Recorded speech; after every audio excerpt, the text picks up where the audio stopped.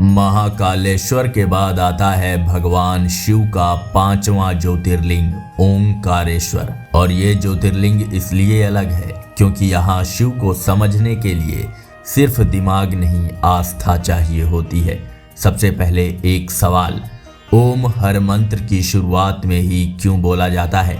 क्योंकि शास्त्रों के अनुसार ओम सृष्टि की पहली ध्वनि है, पहली ऊर्जा है, और माना जाता है कि यही ऊर्जा धरती पर जिस स्थान पर प्रकट हुई वही स्थान बना ओंकारेश्वर।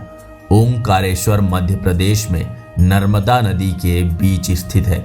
यहाँ एक द्वीप है, मंधाता द्वीप। जब इस द्वीप को ऊपर से देखा जाता है तो इसका आकार बिल्कुल ओम जैसा दिखाई देता है। इसी वजह से इस स्थान का नाम पड़ा ओंकारेश्वर। अब यहाँ सबसे इम्पोर्टेंट फैक्ट आता है जो बहुत लोग नहीं जानते। ओंकारेश्वर में शिव एक रूप में नहीं पूजे जाते। यहाँ दो शिवलिंग है, एक ओंकारेश्वर और दूसरा ममलेश्वर, जिसे अमलेश्वर भी कहा जाता है। शास्त्रों के अनुसार इन दोनों की पूजा साथ में ही पूर्ण मानी जाती है। अगर किसी ने केवल एक शिवलिंग की पूजा की तो ज्योतिर्लिंग की पूजा अधूरी मानी जाती है। ये शिव का तरीका है ये बताने का कि सृष्टि संतुलन से चलती है, अकेलेपन से नहीं। अब महाकालेश्वर से इसका कनेक्शन समझो।